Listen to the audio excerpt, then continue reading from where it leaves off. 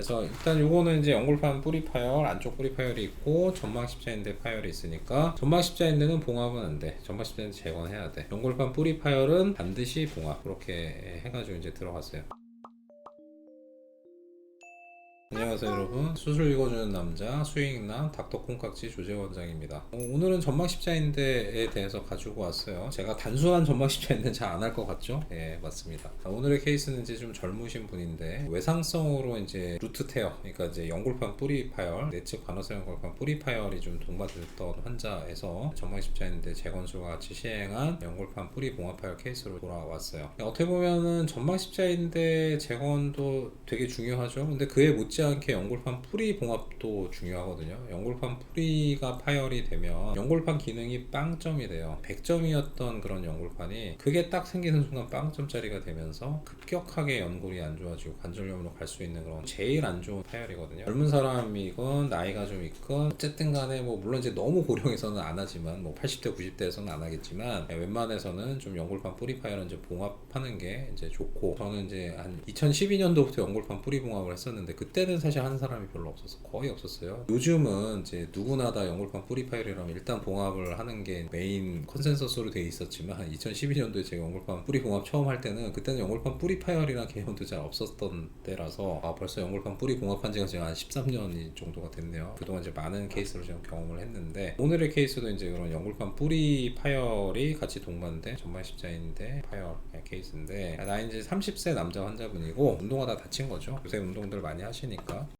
정면 사진 보면은 크게 뭐 엑스레이는 이상이 없어요. 옆 사진도 뭐 크게 이상은 없는데 여기 보면은 약간 여기가 살짝 들어가 보이거든요. 원래 이제 여기 동그랗게 좀 이렇게 좀 왔어야 될 텐데 들어간 거는 찍힌 거예요. 가끔 이제 뼈가 이렇게 딱 틀어지면서 꽝 하고 찍히면 반월사 연골이 있는데 뼈가 퍽 찍히면서 오목하게 좀 들어가거든요. 콕 찍은 것처럼 이렇게 들어가요. 근데 물론 이제 저 부위를 뭐 수술은 되게 뭐 빼내거나 그럴 순 없지만 저런 게 보이면 이거는 좀 적지 않게 충격 받은 거다. 심한 충격. 적어도 십자인대 쪽에 이상이 있을 수도 있고 이거는 반드시 MRI 촬영이 좀 필요하다, 그런 거 좀 알 수가 있어요. 사실 요거는 아까 보면은 여기서도 좀 볼 수가 있는데 보면 여기에 약간 음영이 살짝 이렇게 오목하게 좀 음영이 좀 돼 있는 걸 볼 수가 있어. 그래서 이런 걸 보면은 이거는 좀 큰 손상이다, 이렇게 좀 엑스레이만 보고도 좀 알 수는 있어야 돼요. 또 이거 보고서는 이거 뭔가 좀 하여튼 안 좋네요, MRI 찍어봐야 되겠는데, 다리 정렬 보는 사진에서는 이제 다리는 스트레이트하고 네 똑바른 상태고, MRI 찍었는데 여기서는 이제 보면 안에 피가 차 있어요. 물 색깔이 아니라 피 색깔. 이거는 이제 혈슬관절증, 헤마스로시스 이렇게 얘기를 하는데 이거는 이제 안에서 뭔가 다치면서 틀어졌다는 거죠. 이런 혈슬관절증은 MRI가 의료 보험이 됩니다. 우리나라에서 평생에 한 번. 그래서 MRI 보면은 피는 차 있고 뚜껑뼈 쪽 연골은 괜찮아요. 아래쪽 보면 여기 이제 뭔가 충격을 받아서 이제 허옇게 좀 뼈 색깔이 안 좋아. 연골판 쪽 괜찮아 보이는데 보면은 이게 안쪽에 뿌리 파열이 여기 딱 있어요. 여기가 끊어졌어. 내측에 연골판 뿌리 파열 봉합해야 되는 거고, 십자인대 봐야죠. 여기 보면 연골판 뿌리가 파열이 있기 때문에 여기가 있어야 되는 데가 비어 있어요. 지금 원래 까맣게 이게 삼각형으로 있어야 되는데 연골판 뿌리 파열이 옆 사진에서도 명확하게 보이는 거고, 후방 십자인대는 있어요. 이건 괜찮네. 근데 전방이 끊어졌어. 원래 전방 십자인대가 지금 이렇게 보이는 게 전방 십자인대인데 전방 십자인대의 일반적인 방향은 지금 이 방향이 아니고 이렇게 가야 돼요. 이렇게 위쪽으로. 근데 얘는 지금 보면 이렇게 가거든요. 여기서 딱 끊어져서 십자인대 이렇게 쳐진 거예요. 저건 연결된 게 아니야. 다 끊어진 거야. 이것만 봐도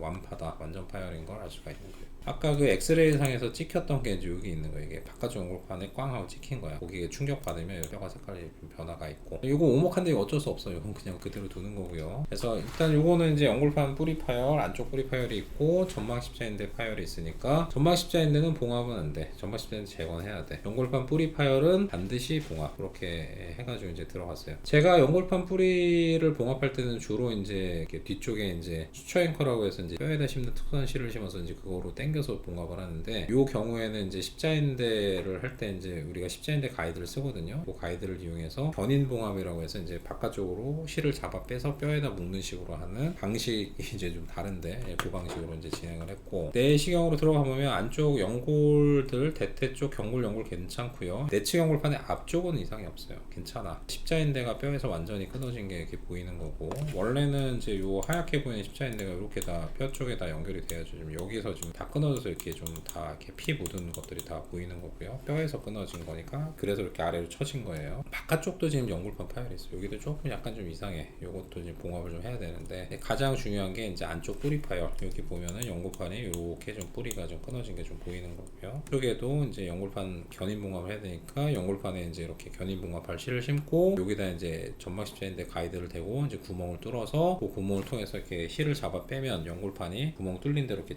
잡아 당겨져서 봉합이 좀 되게 돼 있어요. 그래서 잘 잡아 당겨지는 좀 볼 수가 있고, 그리고 이제 바깥쪽도 이렇게 보면 파열이 좀 있었기 때문에 여기도 이제 실로 이제 봉합을 좀 하고, 그리고 이제 점막 십자인대 제거를 해야죠. 이건 이제 전 내측 터널 방식으로 했기 때문에 대퇴 터널 먼저 좀 뚫고, 전 내측 방식은 경골 터널 방식보다는 십자인대의 대퇴 쪽 그 위치를 좀 낮출 수가 있어요. 약간 로터리 인스타빌리티, 전후방 말고 이제 회전 불안정성에 조금 더 유용한 방식이거든요. 이런 식으로 좀 해서 터널을 뚫고 아래쪽 또 터널을 뚫고, 자가인대는 최대한 좀 일단 남겨놓을 수 있는 거 남겨놔요. 다 없애지 않고. 그래서 이런 식으로 자가인대 놔두고 그 뒤로 해서 마치 김밥의 속처럼 자가인대 그 안으로 재건한 인대가 통과할 수 있도록 이제 이렇게 좀 하는 거죠. 요거는 옛날에 제가 이제 레전트 배웠을 때는 자가인대를 좀 깨끗하게 정리를 하고 다 재건을 했는데, 자가인대 남기는 게 힐링에 더 좋습니다. 저기에는 여러 가지 이제 세포들도 있고 혈관도 아직은 남아있고 신경도 남아있고, 그러니까 인대 재건할 때 그 위로 좀 덮어놓으면 더욱더 인대 힐링이 좀 잘 될 수 있어요. 요새는 가급적이면 자가인대를 터졌다고 하더라도 다 재건 안 하고 남길 수 있는 거 좀 남겨놓습니다. 그런 식으로 해서 요 실을 이제 아래에서 위로 잡아 당기면 인대가 경골을 통과해서 대퇴 쪽으로 좀 들어가게 되죠. 요렇게 보면 이제 요게 이제 이식 인대가 이렇게 있고 그 앞에 이제 자가인대가 남아있는 거 좀 볼 수가 있고요.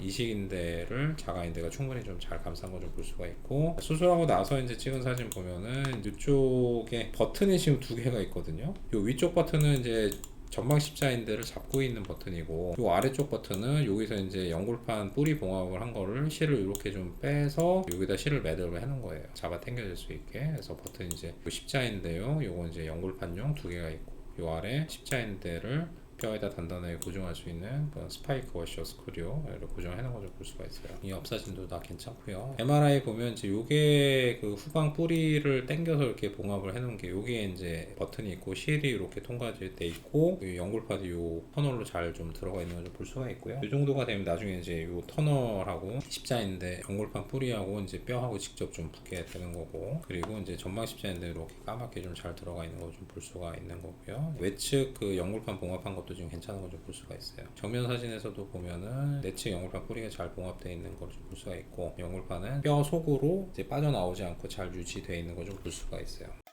이런 식으로 해가지고 연골판 뿌리는 반드시 잘 봉합을 해줘야 되고, 십자인대도 잘 해줘야 되고, 아까 보면 어때요? 처음 MRI에서는 바깥쪽 연골판은 파열이 없어 보였지만 들어가 보면 파열이 있어요. 이런 경우가 종종 있어. 그래서 십자인대 재건술을 할 때는 이제 반드시 수술 전 MRI와는 좀 다를 경우가 종종 있어요. 수술 전 MRI에서는 그냥 십자인대만 재건을 하면 될 것 같은데 들어가 보면 이제 안쪽 바깥쪽 다 찢어져 있고 뭐 그런 경우가 있어. 반드시 그런 것들을 좀 샅샅이 잘 좀 찾아내가지고 같이 해주는 게 좀 중요하죠. 그냥 꼼꼼하게 좀 잘 봐야죠. 십자인대라고 이제 너무 이렇게 좀 가볍게 보면 안 되는 거죠. 그래서 이런 식으로 해서 연골판 뿌리 봉합하고 바깥쪽 연골판도 봉합하고 십자인대 재건하고 이런 식으로 이제 세 가지를 했던 케이스에 대해서 얘기를 좀 해보았어요. 근데 이렇게 이제 연골판을 봉합을 하게 되면 반드시 재활 되게 좀 중요해요. 대개 십자인대는 워낙 그 인대 자체가 다발이 굵고 고정을 단단하게 하기 때문에 웬만해서는 십자인대가 잘못되는 경우 크게 없는데, 연골판 같은 경우 아까 보면 다 실로 봉합을 하잖아요. 되게 이제 어느 정도 자기네들끼리 붙기 전에 함부로 움직이거나 딛거나 막 그렇게 되면 못 버텨요. 실이 끊어지거나 연골판이 다 찢어져. 그래서 그런 식으로 연골판 봉합을 하면서 십자인대 재활할 때 제가 항상 환자분들한테 얘기를 하는데, 연골판 봉합에 준해서 재활을 해라. 되게 좀 조심해야 된다. 6주는 웬만하면 목발 쓰고 보조기 한 2달 이상 차야 되고, 당신 십자인대는 내가 걱정 안 하는데 연골판은 걱정을 한다. 연골판 봉합에 맞게 조심조심해서 재활하는 게 좋다. 이렇게 좀 얘기를 좀 하죠. 또 연골판 봉합의 재활에 대해서는 또 위에 좀 나가니까 그거 한번 클릭해서 보시면 도움이 좀 되실 수 있으실 것 같아요. 어떻게 오늘 좀 흥미롭고 유익한 주제가 되셨나요? 그렇다면 좋아요, 구독, 알림 설정 3가지 부탁드릴게요. 다음에도 흥미롭고 유익한 주제로 돌아오도록 하겠습니다. 감사합니다.